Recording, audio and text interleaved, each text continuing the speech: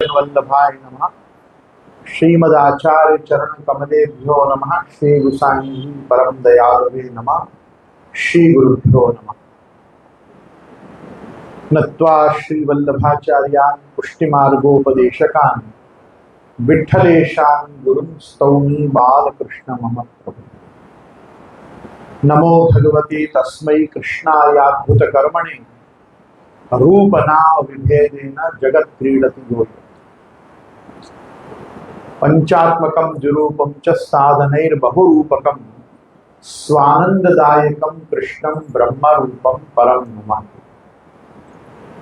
श्रीकृष्णं परमानन्दं दशलीलायुतं सदा सर्वभक्तसमुद्धारे विस्फुरन्तं परं नमामि।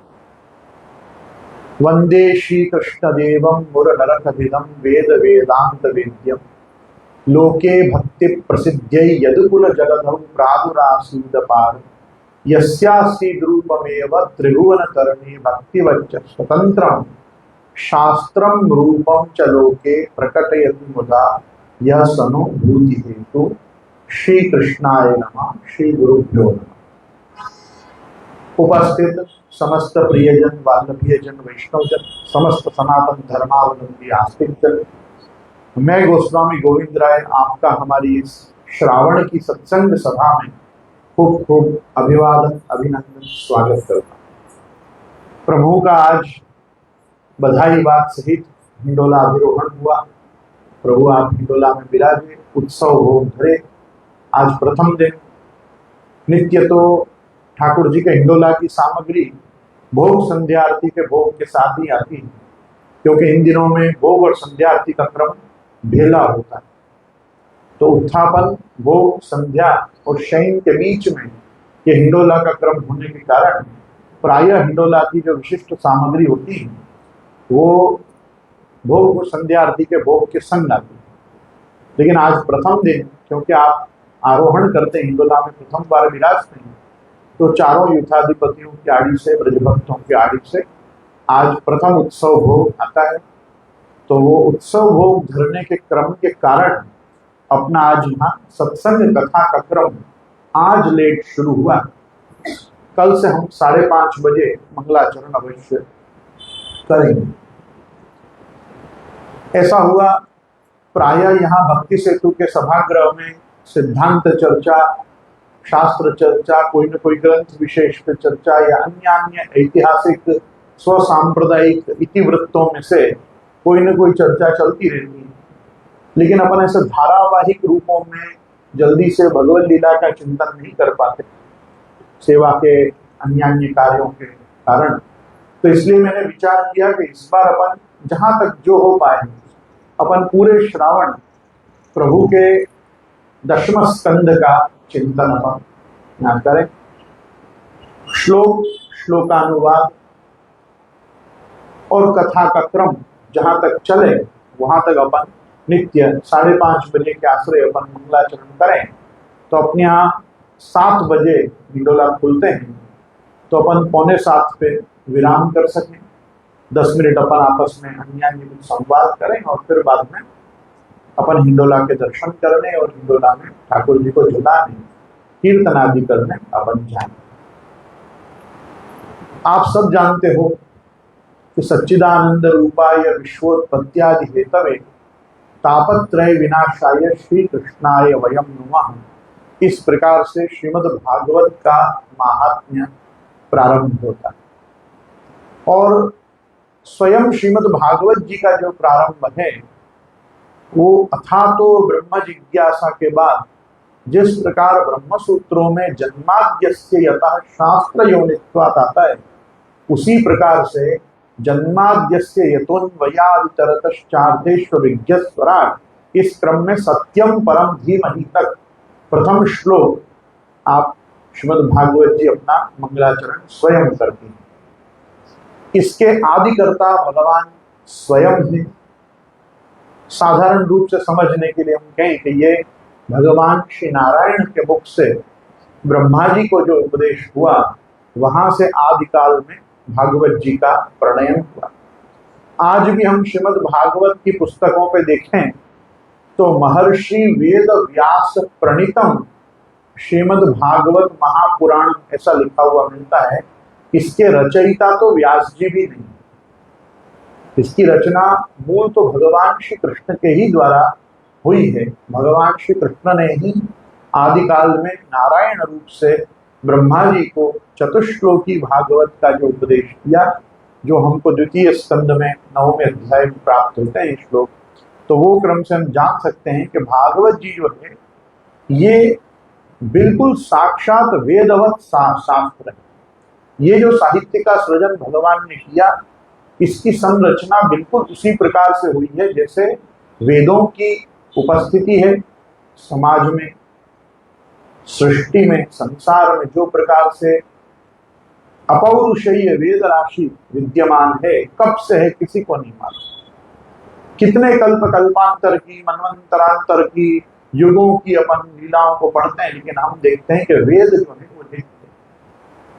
और जैसे वेद नित्य है, जैसे वेद माता गायत्री और जैसे वेद माता गायत्री के पति ओंकार नित्य है, वैसे ही श्रीमद् भागवत जी भी नित्य। इसी कारण से कहा गया अर्थोयम ब्रह्मसूत्राणाम भारतार्थ विनिर्णय गायत्री भाष्य भूतौसौ तद्वै भागवताभिधा। अर्थोयम ब्रह्मसूत्राणाम, वेद व्यास जी ने 554 ब्रह्मसूत्रों में जो भी कुछ लिखा उसका जो सार है समग्र ब्रह्मसूत्रों का, वो साक्षात श्रीमद् भागवत। अर्थोयम ब्रह्मसूत्राणाम भारतार्थ विनिर्णय, महाभारत का और महाभारत में आए हुए इतिहास और कथानकों का अगर कोई निर्णायक शास्त्र हो तो वो भी श्रीमद् भागवत। तीसरी वस्तु गायत्री भाष्य भूतौसौ।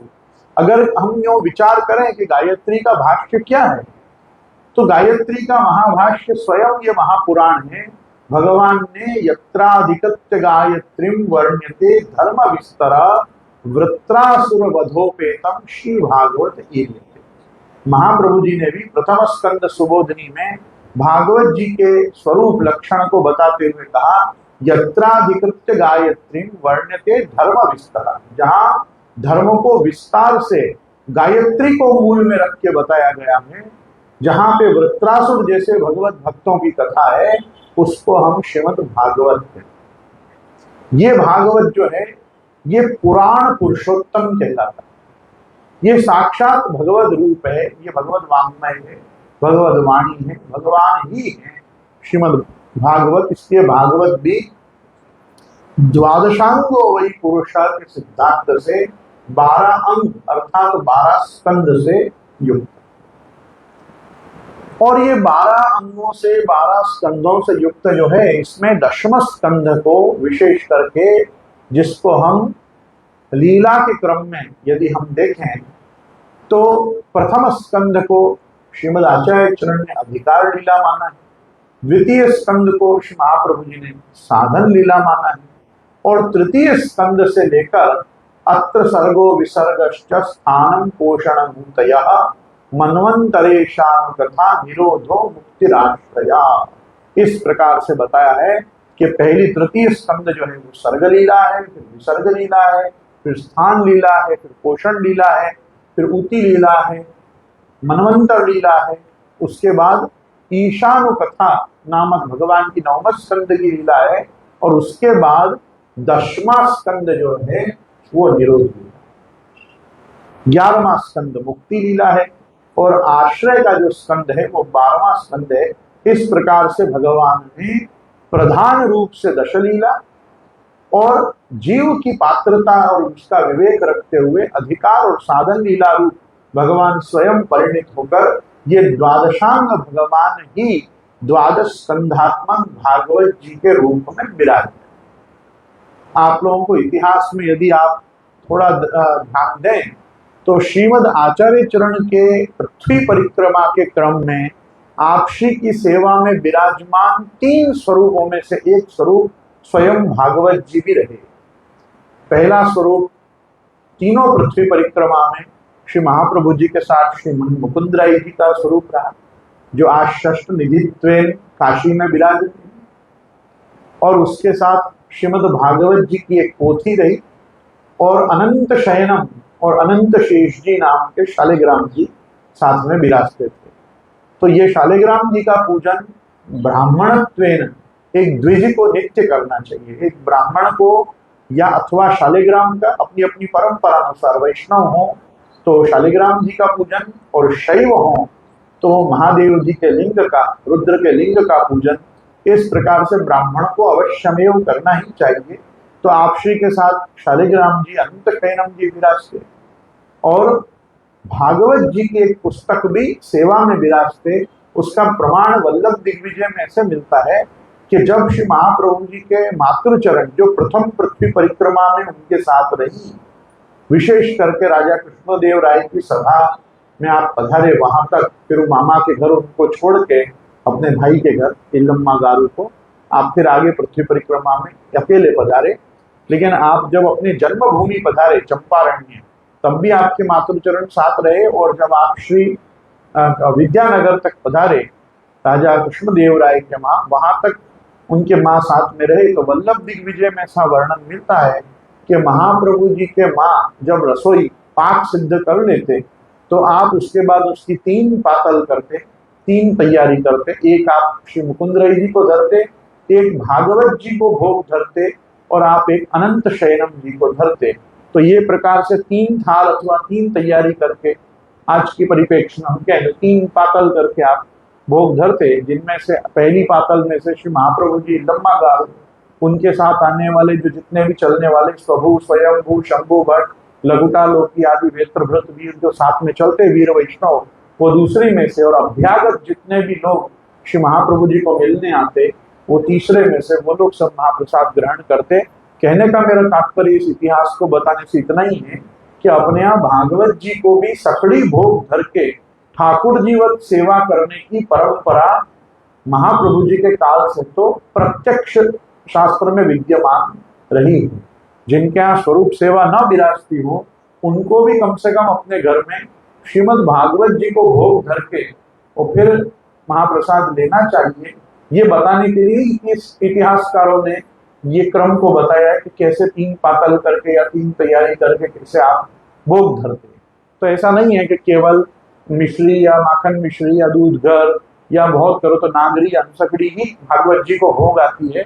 सेवा में यदि भागवत जी विराजमान हो तो सेव्य भागवत जी को सकड़ी भोग पर्यंत की सेवा भी होती है। आपसी के श्रृंगार भी बिल्कुल उसी प्रकार होते हैं जैसे पलंगड़ी जी पे हस्ताक्षर के श्रृंगार होते हैं। तो केवल फूल माला ही नहीं, परंतु गुंजा माला आदि और भी श्रृंगार भागवत जी का किया जा सकता है। कहने का मेरा तात्पर्य है कि भागवत जी अपने आप साक्षात प्रभु रूप, उसमें भी हम चर्चा करें तो ये सर्ग विसर्ग आदि लीला में 10वां स्कंद जो है ये निरोध लीला, ये साक्षात भगवान श्री गोवर्धन धर का श्रीनाथ जी का हृदय माना गया। और अपन जब किसी के हृदय में प्रवेश करें तो मैं मानता हूं कि बहुत दैन्य पूर्वक अति विनीत भाव से पहले आप श्री के चरणारविंद का चिंतन करके और फिर ही अपने को आगे बढ़ना चाहिए। संचिंतये भगवत चरणारविंदम वज्रांकुश ध्वज सरोरुह लांछनाट्यम उत्तुंग रक्त विलसम नभ चक्रवाल ज्योत्स्नाविराहत महत् हृदयांधकारम यक्षौच निःसृत सरित प्रवरोदकेन तीर्थेन मूर्धेन अधिकृतेन शिव शिवो भूत् ध्यातुर्मनः शमल शैल विसृष्ट वज्रम ध्यायेश्चिरम भगवतः चरणारविंदम। आज ठाकुर जी अपने ऊपर कृपा करें कि अपन यहाँ से जो भी चिंतन करें उससे कृष्ण लीला अपन को हृदयारूढ़ हो। कृष्ण स्वयं प्रविष्ट कर्णरंध्रेण स्वानां भाव सर्वरूपम धुनोति शमलम कृष्ण सलिलस्य यथा शरद। प्रभु स्वयं अपने हृदय कमल पे विराजे और हृदय कमल पे विराज के अपने कलिमल कलुष को, मनोमालिन्य को, आपके पंख को आप धोएं, उसका मार्जन करें और अपना हृदय वैसा विशुद्ध करें जिससे अपन प्रभु की लीला का अवगाहन, चिंतन और कदाच आप श्री की कृपा से अपन उसका थोड़ा रसानुभव भी कर सकते। तो मेरे कहने का तात्पर्य है भगवत चरणारविंद का चिंतन करना ही चाहिए। और महाप्रभु जी ने तो हमको स्पष्ट बताया है 10वें स्कंद के मंगलाचरण में कि नमामि हृदये शेषे लीला क्षीराब्धि शायिनम लक्ष्मी सहस्र लीला भी सेव्यमानम तथा चतुर्भिश्च चतुर्भिश्च चतुर्भिश्च त्रिभिस्तथा षड्भिर्विराजते योऽसौ पंचधा हृदये। ये पूरा दशम स्कंद प्रक्षिप्त अध्यायों को यदि छोड़ दिया जाए तो 87 अध्याय में निबद्ध। आज के परिप्रेक्ष्य में जो हमको ग्रंथ साहित्य मिलता है इसमें 3 प्रक्षिप्त अध्यायों को मिला के वाल्लभ मतानुसारी वो 3 अध्याय ब्रह्म मोह आदि के जो हैं ये अपने आप प्रक्षिप्त माने गए हैं। और ये प्रक्षेपण किसी और के द्वारा नहीं, स्वयं सुखदेव जी के द्वारा ही किया गया है, इसलिए महाप्रभु जी ने भी उसमें सुबोधनी की।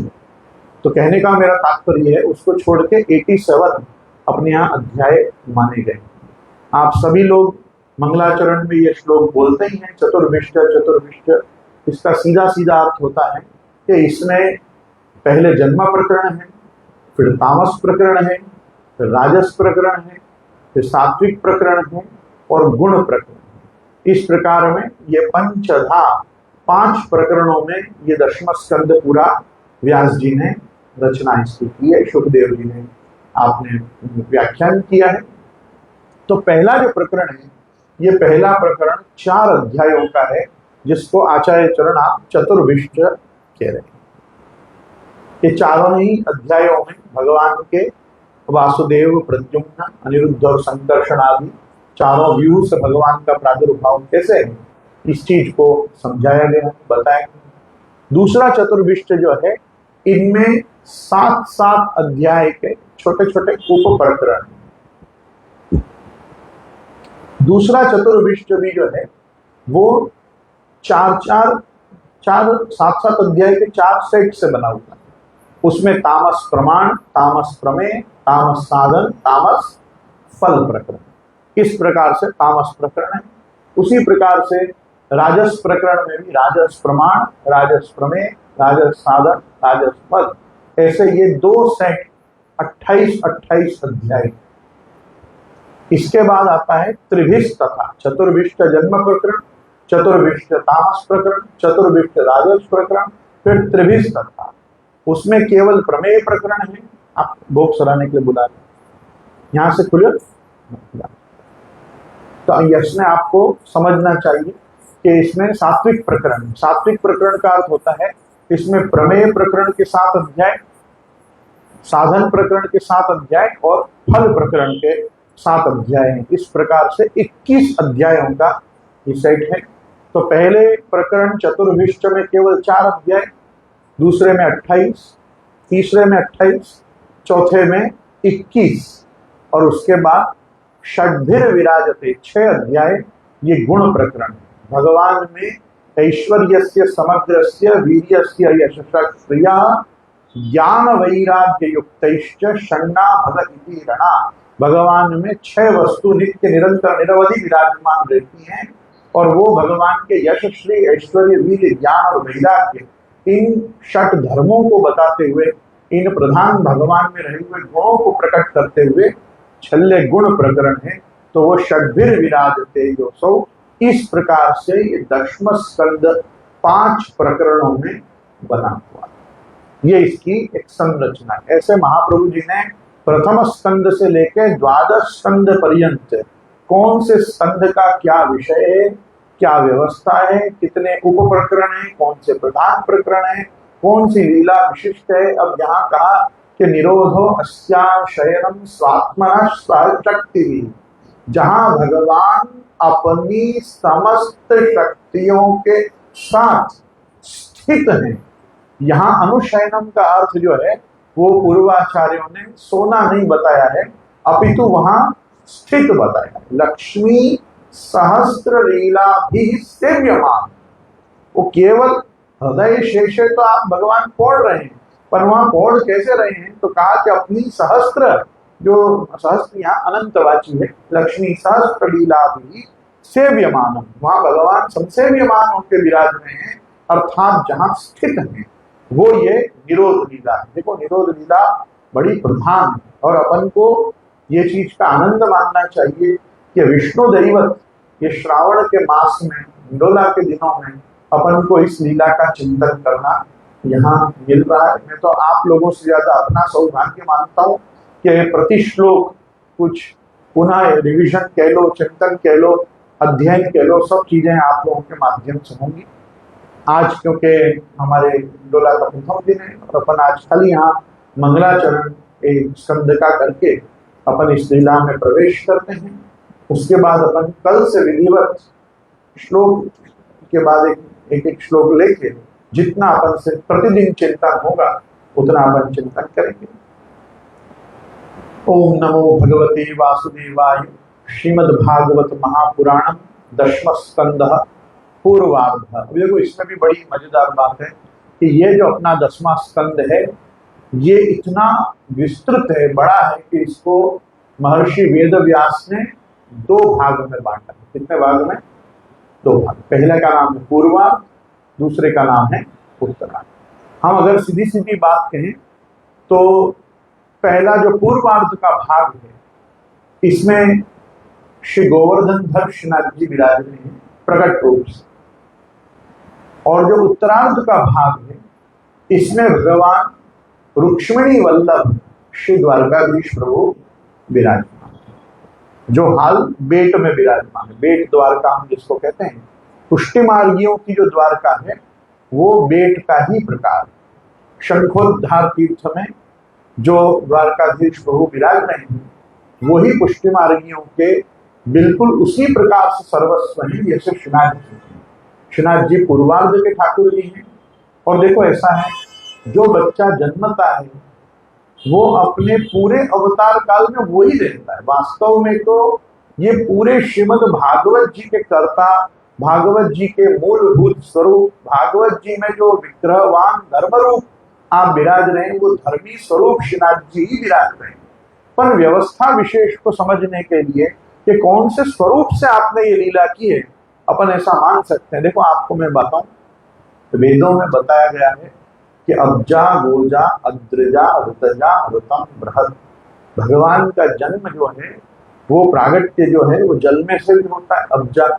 गोजा पृथ्वी में से होता है, अद्रजा पर्वत में से होता है, ऋतजा सत्य में से होता है। मतलब अनुभव युक्त और वेद द्वारा प्रतिपाद्य सत्य जो है वो ऋतम है। ऋतगम सत्यम परम ब्रह्म पुरुषम कृष्ण पिंगलम ऊर्ध्वरेतम विरूपाक्षम विश्वरूपाय वै नमो नमः। जहां भगवान अपना प्रकट दर्शन सत्यात्मक स्वरूप से प्रभु देते हो, जैसा दशम स्कंद में अपने को देखे जब गर्भस्तुति का समय आएगा तब जो सत्यम परम धीमहि के रूप में संपूर्ण भागवत जी में आप विराज रहे हैं वो सत्य स्वरूप परमात्मा श्री कृष्ण और कोई नहीं है, वो साक्षात गोवर्धन धर्षनाथ जी ही हैं। परंतु अलग अलग प्रकार के भक्त अपने अपने अधिकार विशेष से कभी कोई उनको श्री जगन्नाथ राय जी के रूप में देखता है, कभी कोई उनको विठलनाथ जी, पांडुरंग विठलनाथ जी के रूप में देखता है, कोई उनको द्वारकाधीश प्रभु के रूप में देखता है। तो कृष्ण के रूपों में भी अपन कोई उडुपी कृष्ण के रूप में देखता है, कोई गुरुवायूर कृष्ण के रूप में प्रभु को देखता है। तो कृष्ण रूपता जो है वो भगवान की सर्वतोभद्र, सर्वविदित और सर्वव्यापी। तो भगवान श्री कृष्ण अपने आप जो मूल रूप विराज रहे हैं वो षोडश गोपिका मध्य अष्ट कृष्णा भवंती के भी मध्य में मध्यमणि मरकत न्याय से श्री गोवर्धन नाथ जी श्रीनाथ जी जो रास रासेश्वर हैं, निकुंज नायक हैं, गोपीजन वल्लभ हैं, ब्रजजन सर्वस्व हैं। और आप श्री ही अपनी बाल चापल्य लीलाओं को जब प्रकट करके शिशु रूप धारण करते हैं तो आप ही श्री नवनीत प्रिया जी हैं, आप ही श्री बालकृष्ण जी हैं, आप ही श्री मुकुंद राय जी हैं, आप ही श्री नटवर लाल जी हैं। तो कहने का मेरा तात्पर्य है कि हमको कोई पूछे भागवत जी मतलब कौन, तो सीधा अर्थ होता है भागवत जी मतलब श्रीनाथ जी। भागवत जी मतलब श्रीनाथ जी। श्रीनाथ जी साक्षात अपनी वांग्मयी मूर्ति में अगर कहीं विराज रहे हो, शब्द ब्रह्मात्मक हो, नाद ब्रह्मात्मक, शब्द ब्रह्मात्मक रूप से आप कहीं विराज रहे हो, तो या आप गायत्री में विराज रहे हो या आप श्रीमद् भागवत जी में विराज रहे हैं, आप साक्षात वेद राशि में विराज रहे हैं। देखो मैं आपको बताऊं, गायत्री व्याख्या के प्रारंभ में आप श्री गोसाई जी ऐसी आज्ञा करते हैं, श्री कृष्ण स्वात्मनः सर्वं उत्पाद्य विविधम जगत तदा सक्तांश बोधाय शब्द ब्रह्मा भवत् स्वयं ततः सर्गादि विक्रीडन नित्यानंद रसात्मक निज भाव प्रकाशाय गायत्री रूप उद्भव।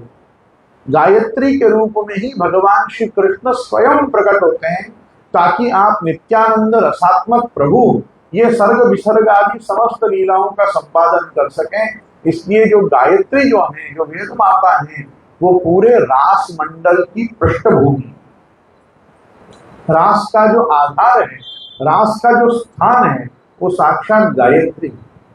रास का मंडल जिसपे विद्यमान है वो साक्षात गायत्री है।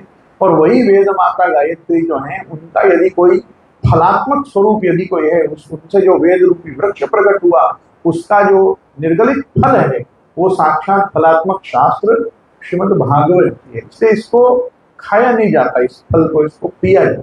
पिबत भागवतम रसमालयम मुहुरहो रसिका भुवि भावुका निगम कल्प तरोर गलितम फल। ये तो फलात्मक शास्त्र। तो इस फलरूप शास्त्र का चिंतन जब अपन करने बैठे हैं तो अपने को, अपने कर्णपुटों को बिल्कुल सावधान कर देना चाहिए कि अब अपने कान में कृष्ण लीला प्रवेश कर रही है। मैं आपको कहना चाह रहा था कि वही भगवान श्री कृष्ण, वही भगवान श्री गोवर्धन धर साक्षात, यहाँ समझो कि दो भाग में आप अपने को दर्शन देते हैं। पूर्वार्ध में आप श्री गोवर्धन धर श्रीनाथ जी हैं और उत्तरार्ध में आप हाल बेट द्वारका में विराजमान श्री द्वारकाधीश प्रभु हैं। क्योंकि आपसी का भी जो प्रागट्य है वो आनर्त प्रदेश के रुक्मिणी वन में लडुआ डूंगर में से दुर्वासा जी के द्वारा और रुक्मिणी जी के द्वारा जब आप छुपाए गए, उसके बाद सीधे श्रीमद आचार्य चरण ने ही जैसे गोवर्धन धर श्रीनाथ जी को आपने गिरिराज जी की कंदरा में से प्रकट किए अथवा आपके लिए प्रकट हुए और प्रथम मिलन हुआ, उसी प्रकार से श्री द्वारकाधीश प्रभु ने भी आपको स्वप्न में आज्ञा करके बताई कि मैं कहाँ विराज रहा हूँ, आप वहां पधारे। आपने जाके वहां से उस पर्वत में से प्रकट किए द्वारकाधीश प्रभु को और नावों में पधरा के आप इस शंखोद्धार तीर्थ में लाए, जहां पे केवल दो चिन्ह विद्यमान थे, रुक्मिणी जी की रसोई के और सत्यभामा जी की रसोई। वो दो रसोइयों के चूल्हाओं से आपको ज्ञान हुआ कि यहाँ पे ही आप द्वारकाधीश प्रभु विराजते। और इतना भाग जो है द्वारका का वो जल निमग्न नहीं हुआ, क्योंकि यहाँ भगवान ने शंखासुर नाम के दैत्य का वध किया। पांचजन्य नाम का शंख आपको अवतार काल में यहीं से प्राप्त हुआ और उसको धारण करके आप द्वारकाधीश प्रभु वहीं आपने अपना मुख्य प्रधान सदन किया, जिसमें से दो विभाग आपके रहे, बाकी सब विभाग जो है वो काल क्रमानुसार जल निमग्न हो गए। तो वो द्वारकाधीश प्रभु अपने उत्तरार्ध में विराज रहे हैं, पूर्वार्ध में श्रीनाथ जी विराज रहे हैं। इन श्रीनाथ जी की कथा का, इन श्रीनाथ जी की लीलाओं का, जैसे अपन श्रीनाथ जी के हरिराय महाप्रभु शिक्षा सागर हरिराय महाप्रभु ने जिस प्रकार से श्रीनाथ जी की प्रागट्य वार्ता लिखी, उसी प्रकार से आपने ये भागवत जी भी प्रकट आपकी वार्ता रूप ही है। हमको श्रीनाथ जी के ही विषय में हम यहाँ कथा पक्ष को सुन रहे हैं, ऐसा विचार करके ही दशम स्कंद में प्रवेश करना चाहिए।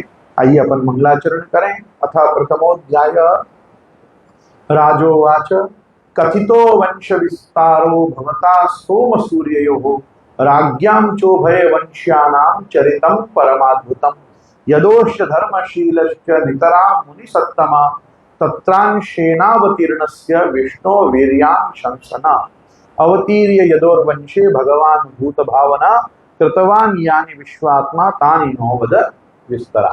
ये तीन श्लोक यहाँ पे राजा परीक्षित ने कहे। राजा परीक्षित ने पूछा, भगवान आपने चंद्र वंश और सूर्य वंश के विस्तार से तथा दोनों वंशों के राजाओं का अत्यंत अद्भुत चरित्र वर्णन किया। भगवान के परम प्रेमी मुनिवर आपने स्वभाव से ही धर्म प्रेमी यदुवंश का भी विशद वर्णन किया। अब कृपा करके उसी वंश में आपके अपने अंश श्री बलराम जी के साथ अवतीर्ण हुए भगवान श्री कृष्ण के परम पवित्र चरित्र भी हमें सुनाइए। इस प्रकार से भगवान के चरित्र को सुनने की प्रार्थना की। भगवान श्री कृष्ण समस्त प्राणियों के जीवनदाता एवं सर्वात्मा है। उन्होंने यदुवंश में अवतार लेकर जो जो लीलाएं की, उनका विस्तार से हम लोगों को आप श्रवण कराइए। इस प्रकार से यहाँ पे विनती की है। इसके बाद वो किस प्रकार से किसको सुनने के अधिकारी हैं, इसका भी अपने स्वयं के स्वरूप का थोड़ा परिचय यहाँ राजा परीक्षित कराएंगे। आज अपन कथा के क्रम को यहाँ रख रहे हैं ताकि अपन प्रभु के इंडोला का प्रथम दिन का आनंद लें और कल से 5:30 बजे मंगलाचरण करते हुए यावत शक्य जो इंडोला का समय होगा तब तक अपन कथा के क्रम को आगे चलाएं। श्री गिरिराज धरण की जय, श्याम सुंदर श्री अम्बे महारानी की जय, श्री वल्लभाधीश की, श्री गोसाई जी परम दयाल की आज की भागवत भगवान।